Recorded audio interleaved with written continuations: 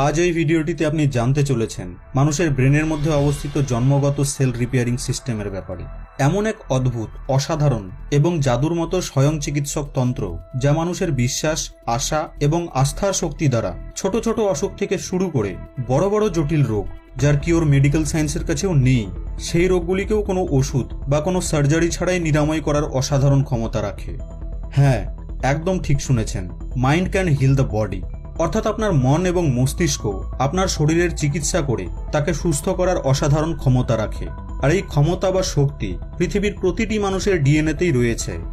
আমার এই কথাগুলি শুনে হয়তো আপনাকে অদ্ভুত লাগছে, কিন্তু বহু সায়েন্টিফিক রিসার্চের পর আজ এটি একটি প্রমাণিত সত্য। লিংক আপনি ডেসক্রিপশন বক্সে পেয়ে যাবেন। আর মেডিকেল সায়েন্স একে প্লেসিবো এফেক্ট বলে। তো চলুন আজ আমরা জেনে নিই যে এই প্লেসিবো এফেক্ট কি জিনিস এবং কিভাবে এটি কাজ করে, এবং আপনি কিভাবে এই প্লেসিবো এফেক্টের অসাধারণ ক্ষমতাকে ব্যবহার করতে পারবেন।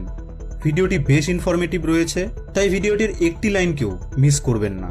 আর হ্যাঁ, ভিডিওটির শেষে কিছু বোনাস টিপসও রয়েছে। So let's begin.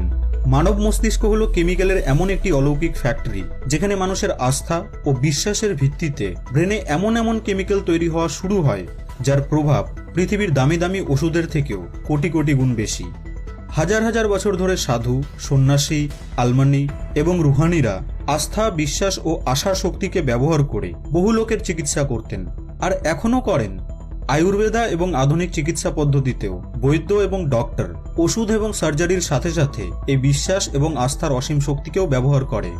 কারণ অনেক সময় রোগীর বিশ্বাস ও আস্থা এমন কাজ করে দেয় যা ওষুধও করতে পারে না। হ্যাঁ, আমাদের প্রত্যেকের মধ্যেই জটিল থেকে জটিলতম রোগকে নিরাময় করার একটি জন্মগত অলৌকিক সিস্টেম রয়েছে, যাকে যে কোনো লোক নিজের বিচার এবং ভাবনায় পরিবর্তন এনে অ্যাক্টিভেট করতে পারে। সারা বিশ্বে প্লেসিবো এফেক্টের বহু ট্রায়ালসকালীন এই কথাটিকে প্রমাণ করা হয়েছে যে বিশ্বাস এবং আস্থার পাওয়ার এতটাই যে যখন একটি গ্রুপকে আসল ওষুধ এবং আরেকটি গ্রুপকে নকল ওষুধ দেওয়া হলো, তো দুটি গ্রুপেরই সুস্থ হওয়ার রেশিও সমানই এলো।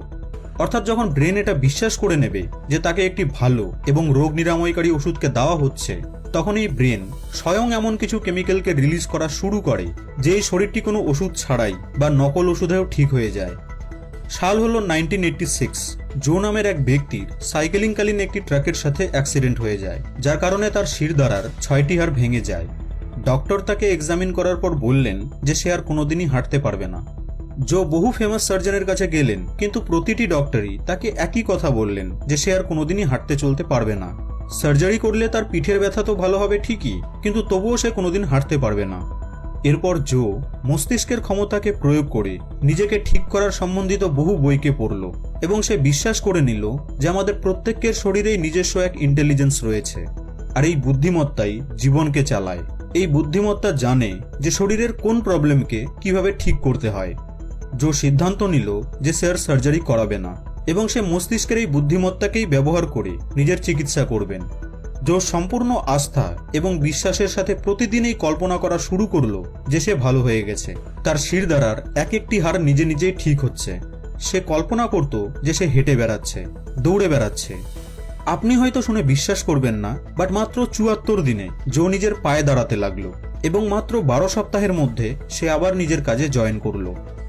জো, ইনার পুরো নাম হলো জো ডিসপেনজা, আর ইনি মস্তিষ্কের এই অদ্ভুত শক্তির ওপরে বেশ কয়েকটি বেস্ট সেলিং বইকেও লিখেছেন। নাম্বার 1, প্লেসিবো এফেক্টকে জীবনে কাজে লাগাতে চাইলে আপনাকে নিজের মধ্যে অটুট বিশ্বাস রাখতে হবে যে আমাদের প্রত্যেকের মধ্যেই এক স্পেশাল বুদ্ধিমত্তা রয়েছে, আর এই বুদ্ধিমত্তা যে কোনো রোগ বা অসুখকে ঠিক করতে পারে। আপনাকে জাস্ট নিজের ভেতরের সেই বুদ্ধিমত্তার সাথে কানেক্ট হতে হবে এবং তাকে বিশ্বাস করাতে হবে যে আপনি একদম সুস্থ আছেন। বুদ্ধিমত্তা অর্থাৎ আপনার ভেতরের সেই চেতনা যাকে আপনি অবচেতন মনও বলেন। নাম্বার 2, মানুষের জীবনের সমস্ত প্রবলেমের মূল কারণ হলো স্ট্রেস এবং নেগেটিভিটি। আজ ডক্টররাও এটা স্বীকার করেন যে 75% অসুখের মুখ্য কারণ হলো টেনশন এবং নেগেটিভ থটস। কন্টিনিউ স্ট্রেসড বডিতে হরমোনাল ডিসব্যালেন্স ঘটে, আর এই হরমোনাল ডিসব্যালেন্স বহু জটিল রোগের জন্ম দেয়।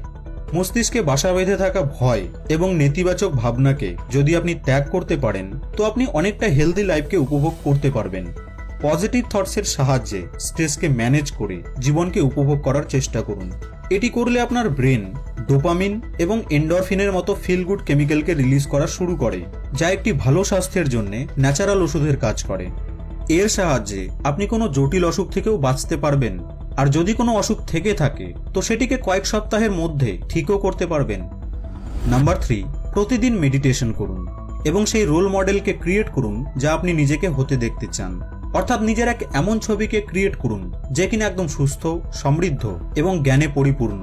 আর ব্রেনে নিজের সেই হেলদি ছবিকে ফোকাস করুন, কারণ আপনার ফোকাস যত গভীর হবে রেজাল্টও তত পজিটিভ এবং তাড়াতাড়ি আপনি পাবেন।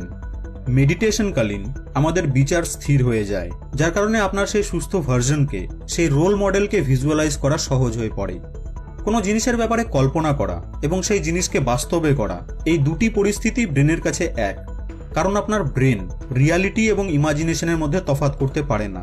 তাই আপনি যা হতে চান বা যা অ্যাচিভ করতে চান, আপনার কল্পনায় সেই জিনিসটির ছবি যত বেশি ক্লিয়ার হবে, এই মস্তিষ্ক আপনাকে তত তাড়াতাড়ি সেই জিনিসকে আপনাকে পাইয়ে দেবে। এছাড়াও মেডিটেশন স্ট্রেসকে কমানোর সাথে সাথে শরীরের সেলুলার এজিং স্পিডকেও, অর্থাৎ বয়স্ক হওয়ার স্পিডকেও স্লো করে দেয়। তো চলুন এবার আসি বোনাস টিপসটিতে। লাইফে কোনো লক্ষ্য বা উদ্দেশ্য থাকা দীর্ঘায়ু এবং ভালো স্বাস্থ্যের জন্য খুবই গুরুত্বপূর্ণ। অর্থাৎ প্রতিদিন সকালে বিছানা থেকে ওঠার জন্য আপনার কাছে কোনো কারণ অবশ্যই থাকা উচিত। দিনের শুরুটিকে ইতিবাচক ভাবনা দিয়ে শুরু করুন এবং ভাবুন যে আজ এই দিনটিতে আপনি কিভাবে নিজের বেস্ট দিতে পারবেন। আশাবাদী লোকেদের অসুস্থ হওয়ার সম্ভাবনা অন্যান্য লোকেদের তুলনায় অনেক কম থাকে, কারণ বহু রিসার্চে পাওয়া গেছে যে আশাবাদী দৃষ্টিভঙ্গি শরীরের রোগ প্রতিরোধ ক্ষমতাকে শক্তিশালী বানায়। প্রতি রাতে ঘুমানোর 1 মিনিট আগে ঈশ্বরকে, গডকে, আল্লাহকে বা এই ইউনিভার্সকে ধন্যবাদ অবশ্যই জানাবেন।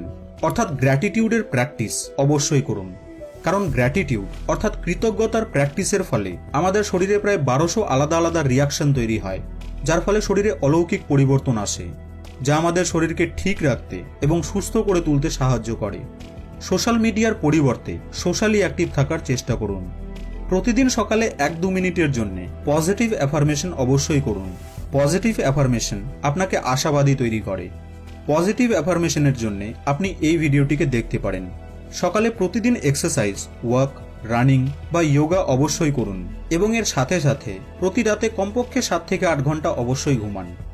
মনে রাখবেন যে ওষুধ এবং প্রার্থনা তো কাজ করেই, কিন্তু যদি আপনার দৃঢ় বিশ্বাস থাকে যে হ্যাঁ আমি সুস্থ হয়ে যাব, তো এটি অলৌকিক ক্ষমতার মতো কাজ করে।